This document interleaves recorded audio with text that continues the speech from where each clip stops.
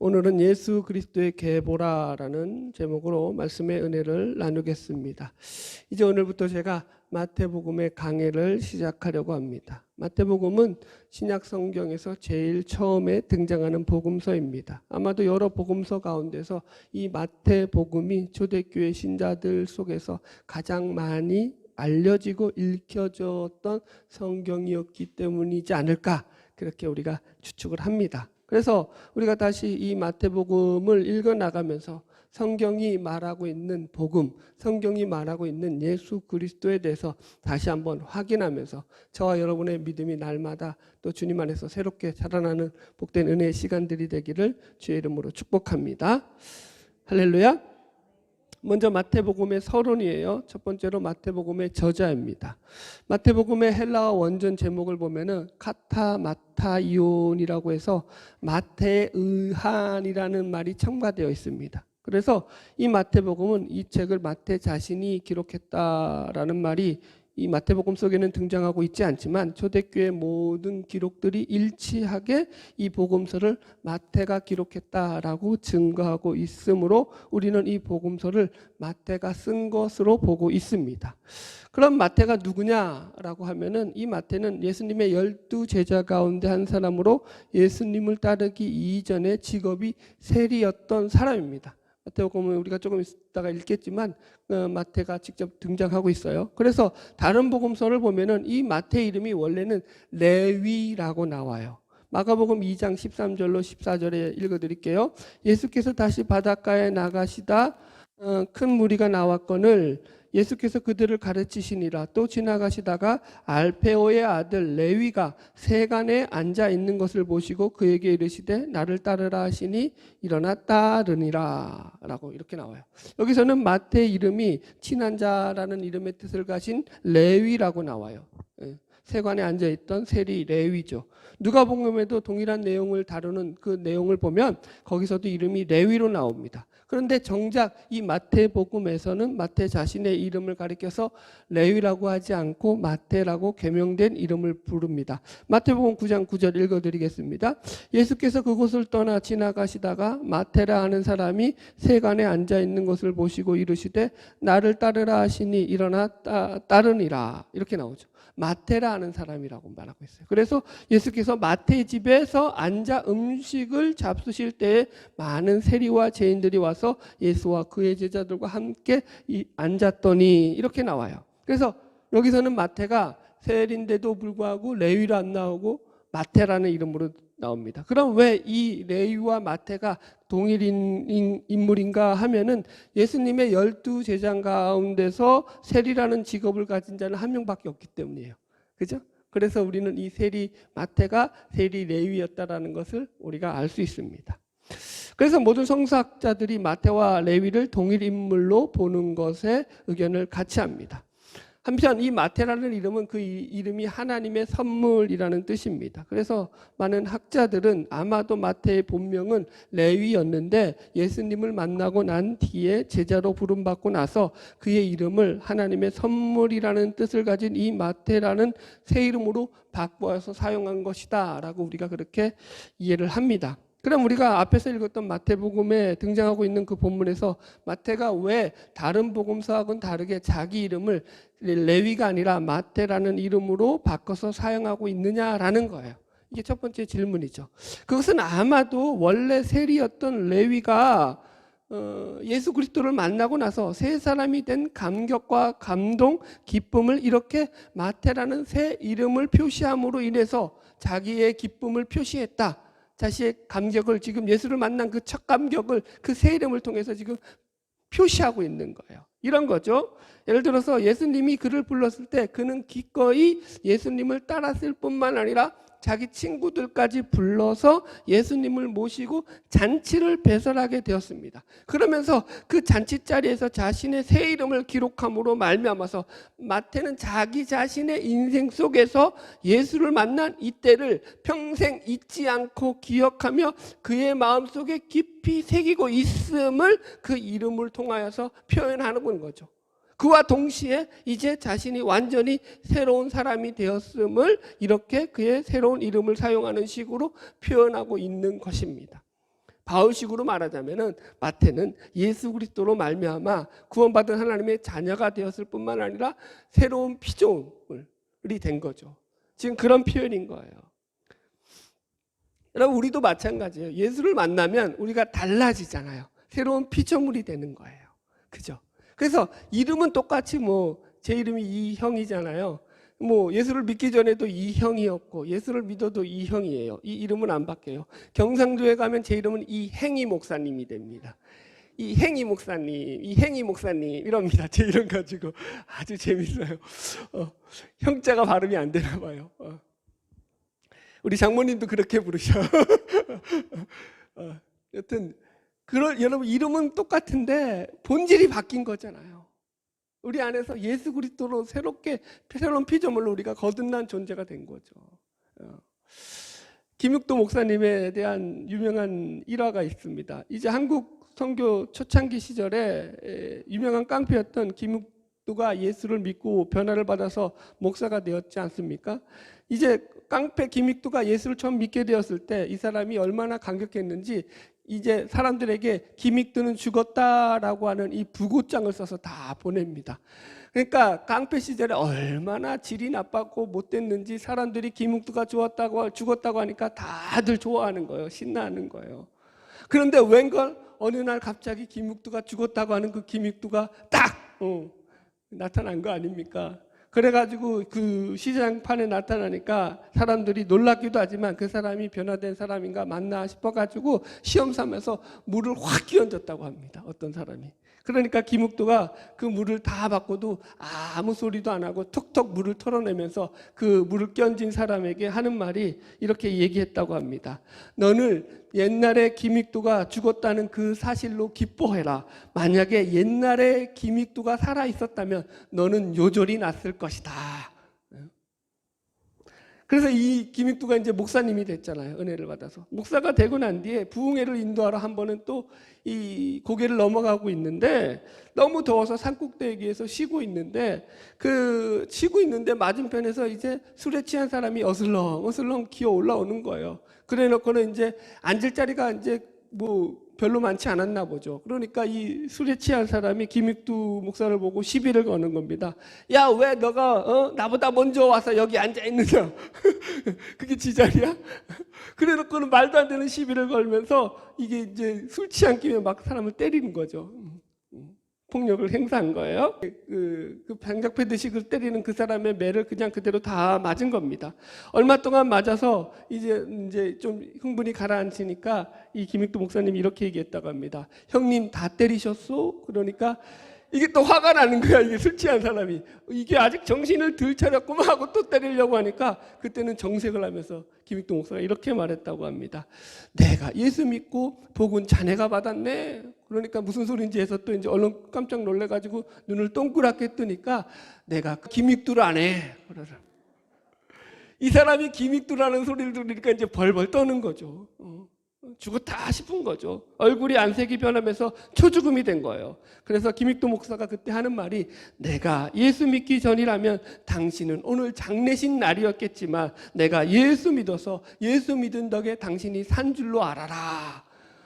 그래서 이제 술 취한 이 술꾼이 아이고 형님 그럼 제가 어떻게 해야겠습니까? 그러더라는 거예요. 잔말 말고 나 따라와라. 그래가지고 자기가 하는 부흥에 데려가서 은혜 받게 하고 예수 믿게 하고 그래서 이 술꾼이 나중에 바뀌어가지고 예수를 믿고 장로가 되었다고 합니다. 그래서 이 김익도 목사가 이 한국교회 초창기에 세운 이 우리나라 한국 강산에 세운 교회만 150여 개가 넘는다고 하죠.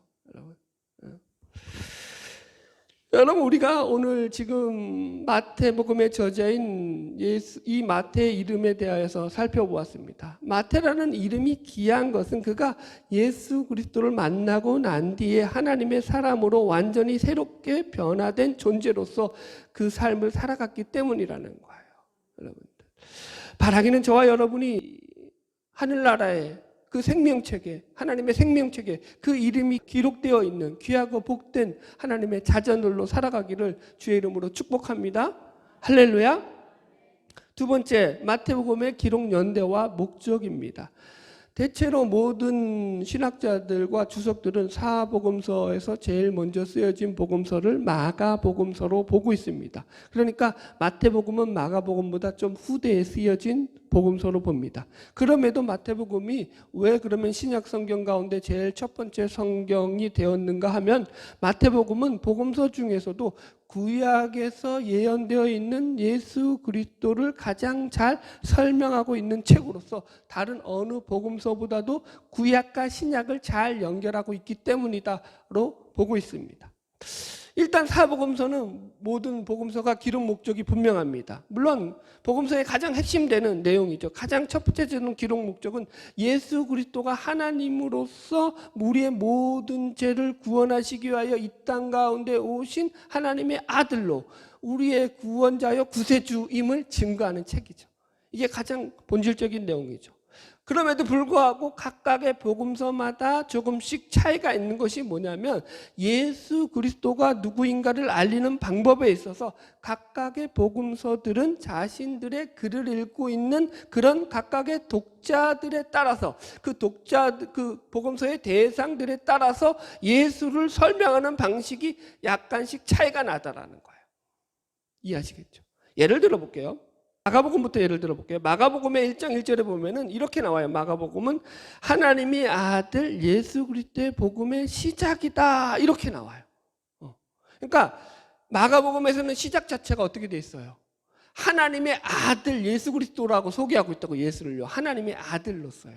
왜 그러냐 하면은 이 마가복음이라는 것은 신학자들이 이 로마 제국의 압제를 당하고 핍박을 받고 있던 로마 교회 성도들을 대상으로 해서 쓰여진 서신으로 대강 그렇게 그렇게 추측을 합니다. 그래서 이 로마의 기독교인들, 고통당하는 기독교인들을 대상으로 그 서신이 쓰여지다 보니까 여러분들 보세요. 로마의 사람들은, 기독교인들은 헬라 문화권에 있는 헬라식 사고를 가지고 있는 기독교인들이에요. 그들에게는 어떤 사고가 있냐면은 왕이라든가 영웅을 가르쳐서 신의 아들로 이해하고 있는 문화가 있어요. 그런 문명적인 이해가 있단 말이에요. 그러니까 지금 예수를 영웅적으로 표현하는 것 속에서 하나님의 아들로 표현하는 게 그들에게는 어려운 문장이 아니라고요. 그러니까 마가복음 1장부터 예수를 하나님의 아들이라는 단도직입적인 말로 표현하고 있다고요. 이해하셨죠? 마태복음에서는 그 시작이 아브라함과 다윗의 자손 예수 그리스도의 계보라라는 말로 시작하고 있어요. 그죠? 이게 무슨 말이냐면은 마태복음을 읽고 있는 주요 독자들의 그 대상들이 누구냐면은 바로 유대인들이기 때문인 거예요. 그러니까 마태복음의 기록 목적 중에 하나가 뭐냐면은 바로 유대인 독자들에게 예수 그리스도가 누구인지를 정확하게 알리고자 하는 목적이 있었습니다.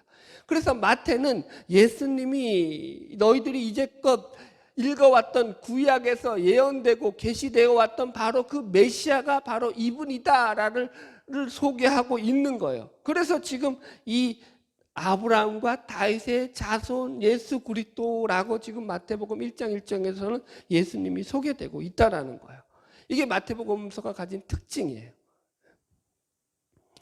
그리고 다른 복음서가 가진 그 특징과 이 마태복음의 특징을 한 가지만 더 비교한다면 마태복음은 각각의 주제들을 말씀대로 분류해서 모아가지고 정리해서 기록해 놓은 책입니다. 그래서 마태의 직업이 세리였던 만큼 세물하거나 정리하고 그죠? 배열하는 데 있어서는 남들보다 훨씬 더 능력이 뛰어난 사람이었습니다. 그것을 확인할 수 있는 게 마태복음의 배열이 어떻게 이루어졌냐면 어떤 사건들을 두서없이 막 그냥 다른 복음처럼 그렇게 기록해 놓은 것이 아니라 예수님의 말씀은 말씀대로 정리해서 산상수훈에 묶어가지고 마태복음 5장부터 7장까지 기록하고 있죠.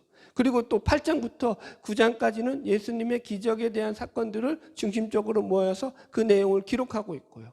그죠? 그리고 10장으로 넘어가면서 이제 예수님의 공생에 대한 그 전반에 걸친 그 활동들을 갖다가 기록하는데 그러면서도 마태복음 13장 가면은 천국 비유에 대한 말씀들을 모아서 있고 또 마태복음 23장 가면은 화 있을진저 외식하는 서기관과 바리새인들이여 하면서 이 바리새인들을 책망하는 내용들로 말씀들이 모아져 있습니다, 여러분들. 그래서 이 마태복음이 그렇게 배열되고 정리되어 있음으로 말미암아서 독자들이 읽기에는 말씀이 훨씬 더 편하고 수월했기 때문에 많은 이 초대교회 신자들에게 사랑을 받았지 않았나 그렇게 이해를 합니다. 그 세 번째 마태복음의 주제입니다. 마태복음의 주제는 한마디로 예수께서 구약에서 예언하고 있는 메시아다. 그래서 이 땅에 구약에서 예언하고 있는 메시아로 오신 분이다를 주제로 하고 있습니다. 그래서 이것을 가리켜서 왕으로 오신 예수 그리스도라고 이야기합니다. 예를 들어서 요한복음은요, 예수 그리스도의 신성을 강조하고 있죠. 그죠? 요한복음 1장은 이렇게 나오잖아요. 태초에 말씀이 계시니라. 이 말씀이 하나님과 함께 계셨으니 이 말씀이 곧 하나님이니라. 확 이해가 돼요, 안 돼요? 우리는 이해가 안 된다고요. 그게 왜 그러냐면은 이 말씀이라는 말 자체가 이게 로고스예요. 그런데 우리 이 히브리인 문화에서는 잘 이해가 안 되지만 헬라 문화에서 로고스는 그 철학자들로부터 내려오는 어떤 신적인 그런 영역에 속한 말이에요. 어떤 이데아의 세계. 저도 설명하기 힘들다. 왜냐하면은 요한복음은 요한이 에베소 교회에 있을 때 기록한 서신으로 봐요. 에베소는 어디죠? 역시 유대가 아니라 이방 나라예요. 헬라 문화권이에요. 그래서 그런 헬라 문화권에서 익숙한 단어들을 도용해서 예수 그리스도를 설명하고 있죠. 그래서 강조하는 게 뭐냐면은 바로 그분이 하나님이심을 강조하고 있죠. 그래서 예수 그리스도의 신성을 강조하는 게 요한복음의 특징이에요. 마태복음은 예수 그리스도의 메시아 되심을 강조한다고요. 구약에서 이미 예언돼서 이 땅 가운데 오신 그 하나님의 아들이라는 거예요. 메시아라는 거예요. 왕이라는 거예요. 그런데 이 왕의 개념이 세상에서 말하는 그런 무슨 권력과 힘을 가지고 다스리는 그런 통치자로서의 왕의 개념이 아니라 저 영원한 하나님 나라의 왕이시라는 개념으로 설명되었어요. 이걸 그래서 여러분들이 1차적으로 구분할 줄 알아야 돼요. 제가 이 부분은 아브라함과 다윗의 자손이라는 부분을 설명할 때 좀 더 자세히 나누어서 설명드리도록 하겠습니다. 그래서 지금 그 나라, 지금 왕으로 오신 예수 그리스도를 설명하는 게 마태복음의 핵심이거든요. 그런데 그 나라가 어떤 나라냐면 이 세상에 속한 나라가 아니고 저 영원한 나라, 하나님 나라, 하나님께 속한 나라. 그래서 그 다스리는 방법과 그 통치의 방법까지 세상의 왕들이 힘과 권세와 어떤 압제로 이 땅을 다스리는 그런 방식으로 이 땅을 다스리는 것이 아니라 어떻게 다스리시죠? 사랑과 긍휼과 자비와 은혜와 섬김과 나눔과 희생과 같은 그런 목록들로서 다스리는 나라더라는 거죠. 그게 다르다고요.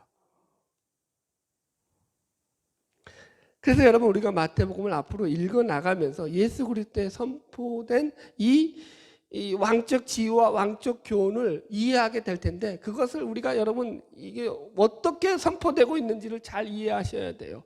왜냐하면 하나님에 대한 이 하나님 나라에 대한 이해가 없으면 자꾸 이게 세상 나라의 개념과 같이 들어와서 이해하게 되고 그렇게 되면 성경이 꽝이 된다니까요. 여러분들. 그래서 여러분 잘 이해하셔야 돼요. 하나님 나라의 왕의 개념이라고. 할렐루야. 자, 이렇게 마태복음 서론에 대한 내용은 이 정도로 하고요. 이제 본격적으로 본문의 말씀을 들어가 보도록 하겠습니다. 오늘 우리가 다룰 주제는 이 예수님의 족보에 관한 내용이에요. 자, 다 같이 마태복음 1장 1절을 읽어보겠습니다. 시작. 아브라함과 다윗의 자손 예수 그리스도의 계보라. 아멘. 이렇게 이제 말씀을 보시면 이 마태복음은 예수님의 계보라라는 말씀으로 시작하고 있어요. 이 계보라는 말의 특징이 뭐냐면 개자가 한자로 보면은 이을 개자를 써서 쉽게 말하자면 족보, 우리식으로 하면 족보라고 하면 편해요.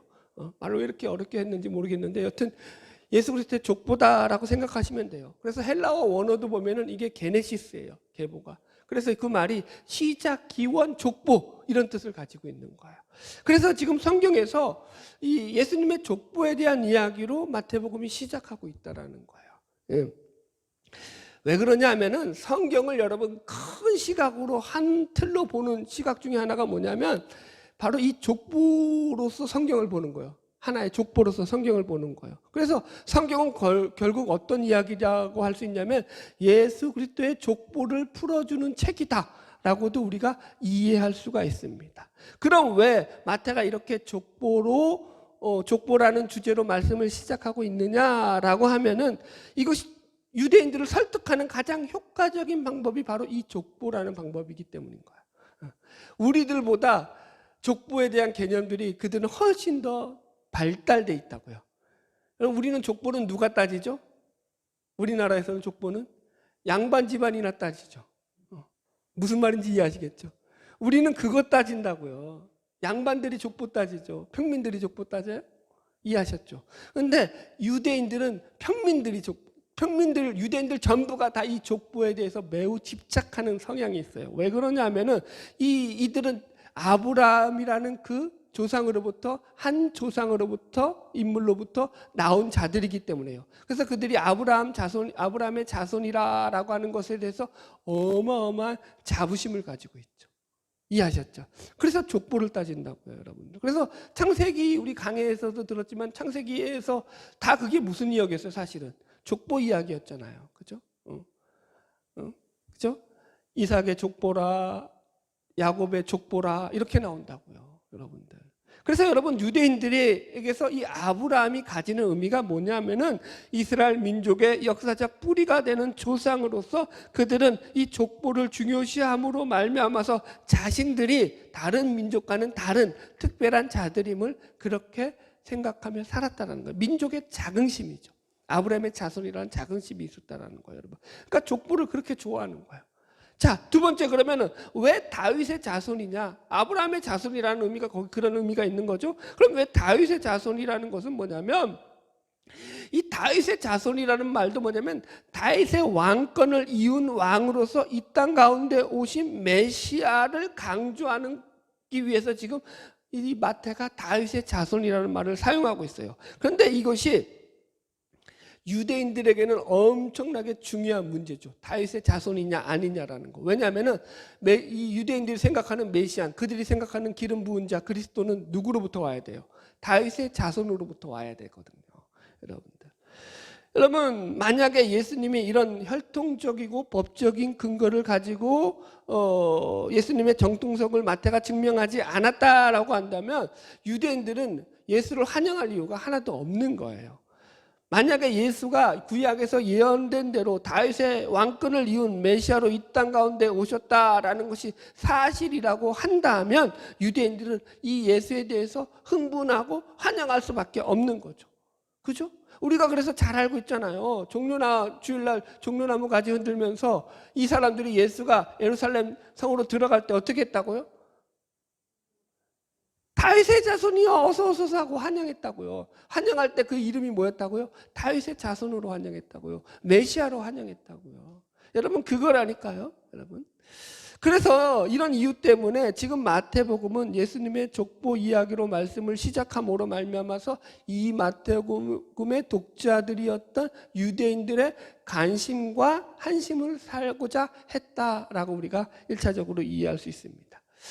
자, 이 족보에 대한 이야기들을 우리야 번거롭죠. 이게 우리가 익숙하지도 않는 사람들의 이름이, 외국 사람들의 이름이 계속 나오니까 발음도 안 되고 혀도 꼬이고 이게 무슨 의미가 있겠나 싶지만 여러분들, 족보를 잘 보는 게 믿음이 좋은 사람들의 특징이에요, 여러분. 성경에서 족보 이야기가 나오면 눈 똑바로 뜨고 확인해 보세요. 그럼 여러분들의 믿음이 좋은 거예요. 족보 이야기만 나오면 성경 딱 넘겨버리고 그 다음 장 읽어버리면 여러분들의 믿음은 아직까지 퀘스천 마크. 제가 왜 이렇게 얘기했는지 하나만 설명해 드릴게요. 여기서 할 말이 많지만 여기서 마태가 예수님의 족보를 대수를 14대로 끊어요. 자, 우리 확인하겠습니다. 자, 2절 3절 같이 읽어볼까요? 시작.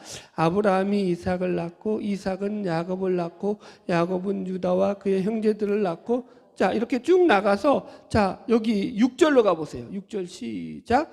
이새는 다윗왕을 낳으니라. 그죠? 그래서 아브라함부터 계속 낳고 하다가 낳으니라로 끊는 게 어디냐면은 다윗으로 끊어요. 그죠?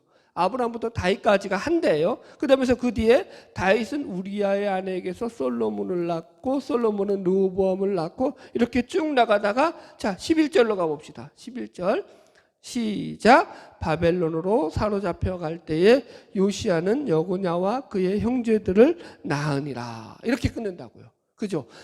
다윗부터 두 번째로 끊는 데가 어디라고요? 바벨론으로 사로잡혀 갈 때, 바벨론 포로기를 기점으로 해서 또 한 대를 끊어요. 그죠? 그러면서 이제 12절 봅시다. 시작.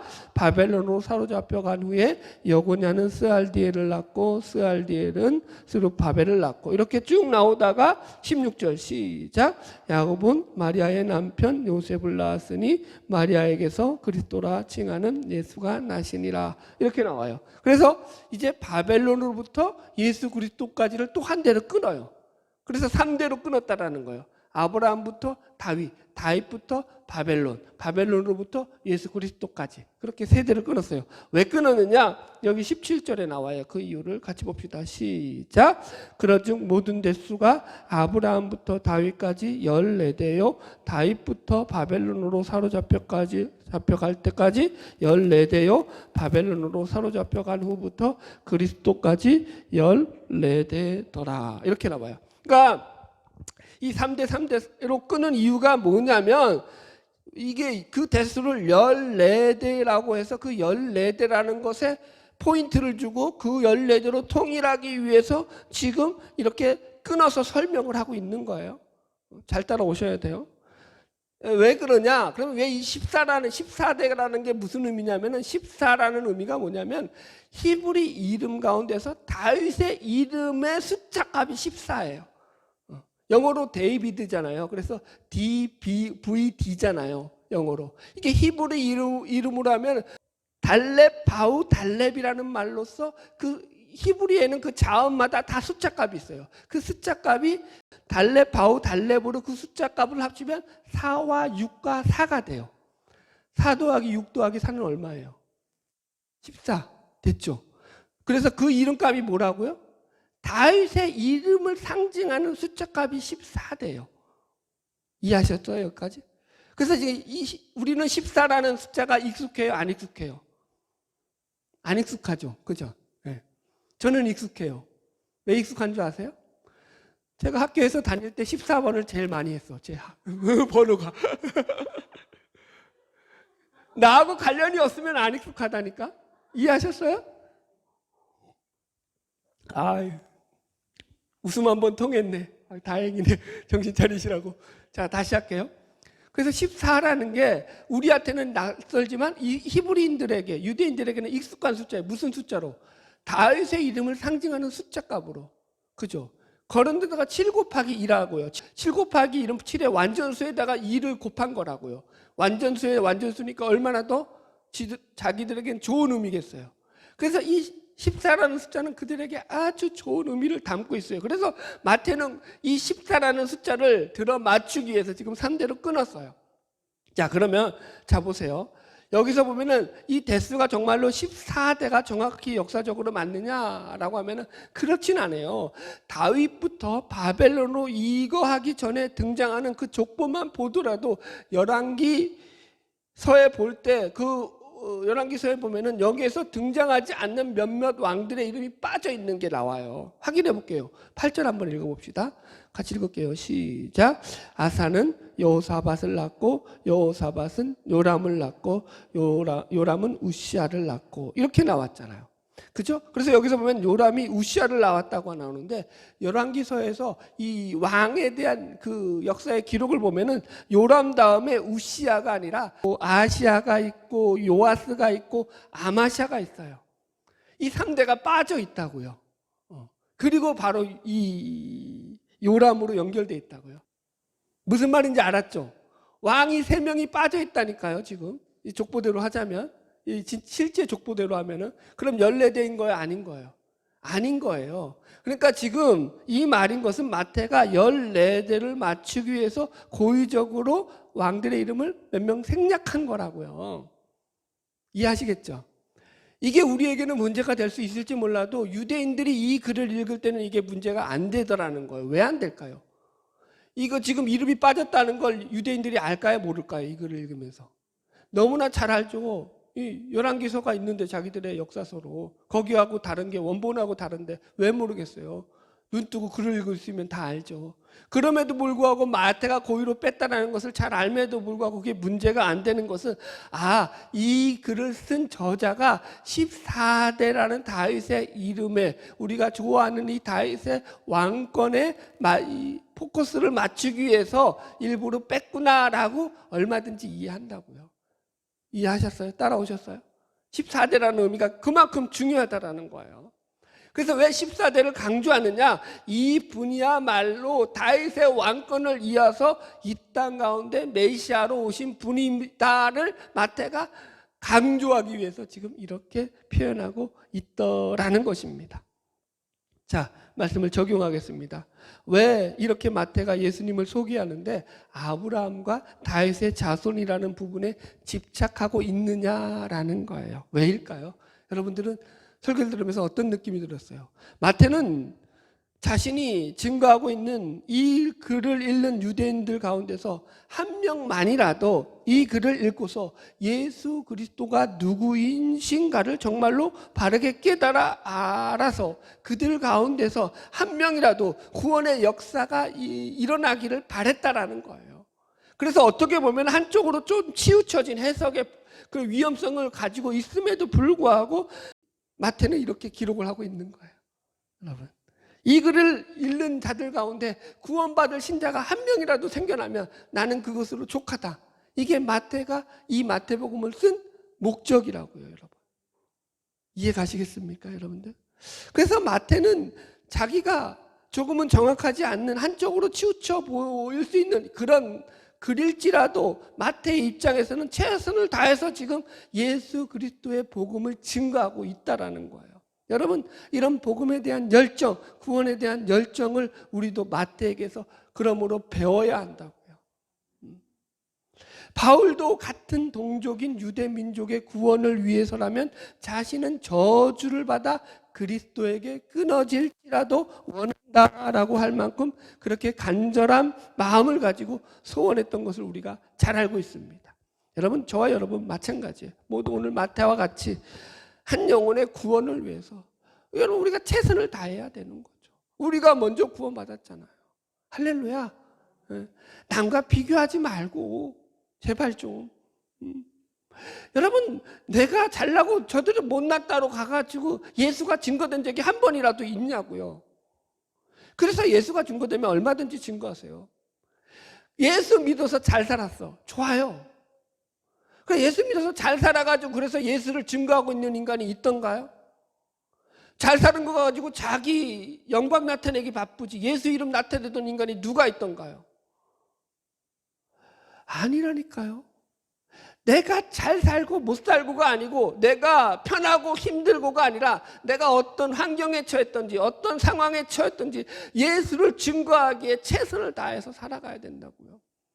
그 삶이 진정한 하나님의 사람들의 삶인 줄로 믿습니다. 할렐루야. 말씀을 조금 정리하겠습니다. 지금 마태가 이 족보를 통해서 유대인들에게 예수 그리스도가 메시아임을 강조함으로써 그가 전하고 싶은 메시지는 결국 유대인인 너희들도 예수를 믿어야 한다라는 것입니다. 예수 그리스도야말로 성경에서 약속하고 있는 유일한 메시아다. 이분이야말로 우리에게 진정한 구원을 주시는 그리스도다라는 거예요. 그래서 이 마태는 족보를 통해 가지고 사실은 유대인들뿐만 아니라 복음서를 읽고 있는 모든 독자들을 향해서 청중들을 향해서 너희 모두 세대와 세대를 넘어서 수천 년의 역사를 넘어서 결국 하나님께서 계획하고 목적하신 그 일을 이루시고야 마시는 하나님의 진념과 열심을 확인하라는 거예요. 아브라함의 자손이라고 해서 아브라함으로 끝날 문제도 아니고 다윗의 자손이라고 해서 그것이 다윗으로 끝날 문제도 아니라는 거예요. 그것보다 훨씬 넘어서 있다고요. 예수 그리스도. 여러분 생각해 보세요. 만약에 이것이 다윗의 왕권이라고 해서, 다윗의 자손이라고 해서 유대인들이 기대하고 갈망했던 그런 정치적이고 군사적인 메시아로서만 예수 그리스도를 이해하고 끝났다라고 한다면, 이것은 이방인인 우리와는 아무런 상관도 없는 그런 말씀이 되는 거예요. 만약 예수 그리스도가 혈통적으로 법적으로만 유대인이었던 다윗의 왕가를 재건하려고 이 땅 가운데 오셨다라고만 한다면, 이방인에 속한 우리는 예수와 아무 상관이 없는 사이가 된다라는 거예요. 그러나 지금 여기서 마태가 강조하고 있는 다윗의 자손이라는 말은 그런 의미가 아니라, 그런 협소한 의미가 아니라 세상적이고 군사적이고 무슨 정치적인 그런 왕권을 계승한다는 그런 의미가 아니라, 그죠? 하나님 나라의 왕으로서, 그죠? 그 나라를 이어갈 자로 등장하고 있다는 걸 놓치지 마시라고요. 제가 이렇게 설명하겠습니다. 아브라함의 자손이라는 말이 가진 의미가 뭐냐면, 이것이 단순히 아브라함의 혈통을 이어받은 혈통적이고 민족적인 차원에서의 아브라함의 자손으로 오셨다라는 이야기가 아니라, 이제 그것보다 더욱더 본질적으로 하나님께서 아브라함과 언약을 맺으시고 너는 복의 근원이 될지라, 너로 인하여 모든 족속이 복을 얻을 것이다 라고 약속하시고, 그 뒤에 그것을 이어서 하나님께서 그에게 날 그의 씨, 그의 후손을 통하여 하늘의 별과 같이 바닷가의 모래와도 같이 많게 하겠다고 선언하신 그 약속을 성취하는 그 성취자의 모습으로서, 하나님의 신실하신 약속의 성취자의 모습으로서 오신 분이 누구라고요? 예수 그리스도라고요. 다르죠? 자, 다윗의 자손이라는 것도 마찬가지예요. 이것이 단순히 다윗의 후손으로 유대 나라의 혈통적인 왕권을 잇기 위해서 오셨다라는 그런 의미가 아니에요. 다윗의 자손의 의미는 사무엘하 7장에서 아주 잘 나와 있거든요. 한번 찾아봅시다. 사무엘하 7장 12절. 다윗 언약이죠. 우리가 알고 있는, 일반적으로 우리에게 알려져 있는. 어떻게 말씀하고 있나 확인해 보십시오. 자, 다윗과 맺으신 하나님의 언약인데요, 어떻게 약속하고 있는지 보세요. 사무엘하 7장 12절로 13절 말씀 읽읍시다. 찾으셨나요? 473페이지. 시작. 내 수완이 차서 내 조상들과 함께 누울 때에 내가 내 몸에서 날 내 씨를 내 뒤에 세워 그 나라를 견고하게 하리라. 그는 내 이름을 위하여 집을 건축할 것이요 나는 그의 나라 왕위를 영원히 견고하게 하리라. 아멘. 이 말씀을 유대인들은 자신들의, 그죠? 다윗의 후손으로서 자신들의 나라를 세울 것이라고만 이해한다고요. 지금 그런데 이게 그런 의미예요. 자세히 보세요. 다윗 내 몸에서 날 씨, 그죠? 내 씨, 곧 다윗의 후손을 통해서 세워질 나라가 어떤 나라냐면은 13절, 그는 내 이름을 위하여 내 집을 건축할 것인즉 나는 그의 나라 왕위를 영원히 견고하게 할 것이라고요. 여기에 무슨 그 나라의 특징이 들어가 있죠. 뭐예요? 영원히 견고하게 서는 나라라고요. 영원한 나라라고요. 영원한 나라가 세상 나라예요? 하나님 나라예요? 세상 나라가 아니라니까요. 세상 나라는 어떻게 돼 있죠? 성장했다, 무너지고, 부흥했다, 쇠퇴하고, 번성했다, 망하고, 그런 나라죠. 세상의 나라에서 영원한 나라는 없다고요. 어떤 왕도 영원한 왕은 없다고요. 그런데 지금 하나님께서 다윗 언약을 통해서 다윗에게 그 후손을 통해서 약주하신 그 나라는 어떤 나라냐면, 하나님께서 영원히 견고하게 세우실 나라, 영원한 하나님의 나라라고요. 여러분, 다르다니까요. 엄청나게 다르죠, 여러분들. 그래서 지금 다윗의 자손으로 오셨다, 그죠? 아브라함의 자손으로 오셨다라는 것이 다 이게 세상 나라의 왕으로 오셨다라는 개념이 아니라 하나님 나라의 영원한 왕으로서 쇠퇴하지 않고 하나님의 영광으로 영원히 빛날 그 나라의 왕으로 오셨다라는 설명이 되는 거예요. 그 스케일이 다르고 통찰력이 다르고 깊이와 넓이가 다르다고요. 그 나라는 영원을 가지고 있는 나라라고요. 우리는 그 나라의 자녀들이고 백성들이었다고요. 할렐루야. 여러분, 2000년 전에 그 나라를 세우시기 위해서 이 땅에 친히 육신의 몸을 입고 오셨던 예수 그리스도는 지금도 우리를 위하여 친히 우리를 통하여 그 영원한 나라를 세워가고 계심을 믿으시기 바랍니다. 그래서 지금도 그 신실하신 하나님께서 예수 그리스도 안에서 우리를 부르시고 그 나라의 백성으로 세우시며 예수 그리스도를 구세주로 믿는 백성들로 그 나라를 채워가고 계심을 믿으시기 바랍니다. 할렐루야. 우리는 그 나라의 영원한 백성이고 영원한 시민임을 믿으시기 바랍니다. 기억하시고 살아가세요. 영혼을 보장받은 자들이에요. 그래서 여러분들이 오늘 현실에 닥쳐 있는 그 삶이 힘들다고 할지라도 그 환경과 상황에 굴하지 말기를 바랍니다. 낙심이나 절망은 쓰레기통에 갖다 버리시기 바랍니다. 시험이나 여러분 뭐랄까요? 죄됨도 다 여러분들 다 쓰레기통에 갖다 버리세요. 어느 집사님이 그러시더라고요. 천국 가기도 바빠 죽겠는데 죄 짓고 살 시간이 어디 있냐고. 여러분, 천국 가기도 바빠 죽겠는데 시험 들 시간이 어디 있고. 여러분, 이해 가셔요? 저도 마찬가지예요. 여러분, 우리가 천국 가기도 바빠 죽겠는데 여러분, 나는 자존심 때문에 교회 못 나가겠어. 나는 누구 때문에 시험 들었어. 영원한 하나님의 자녀라고요. 거기에 시험 들고 시험 뺏기고 마귀에게 유혹당해서 넘어져 있을 시간이 어디 있냐고요. 예수 똑바로 믿고 살기도 바쁜데요. 사랑하며 살기도 바쁜데요. 여러분, 오늘 예배 끝나고 식사하시면서 많이 웃어주세요. 상대방 보고 웃으세요. 여러분, 하나님 나라는 보세요. 성령의 열매는 하나만 하고 마칠게요. 성령의 열매는 그 열매 중에 오래 참음이라는 게 있잖아요. 인내라는 게 있잖아요. 인내라는 건 좋은 환경에서 인내하는 거예요. 어려운 환경에서 인내하라는 거예요. 이해하시겠어요? 예수를 믿었는데 좋은 환경이더라. 인내할 일이 없더라. 그럼 성령의 열매도 없는 거죠. 그럼 예수의 사람이 아닌 거라고요. 여러분, 훨씬 다르다고요. 예수를 믿는 건. 여러분, 자꾸 예수를 믿어가지고 내가 잘나고 잘되고 자식들이 잘되고 복받고 그래서 어쩌자고요. 소고기 사 먹으려고요? 잘됐으니까? 그러지 마시라고요. 정말 중요한 것은 예수를 믿어서 내가 예수 안에서 누리는 감사와 기쁨과 행복과 은혜와 웃음으로 살아가고 있느냐, 힘들어도 인내하며 살아가고 있느냐, 잘 견디고 있느냐, 사랑하며 살아가고 있느냐, 이웃과 사랑을 나누며 살아가고 있느냐. 할렐루야. 바라가는 그 영원한 천국에 들어가는 날까지 이 믿음 가운데서 승리함으로 살아가는 저와 여러분 되기를 주의 이름으로 축복합니다. 기도하겠습니다.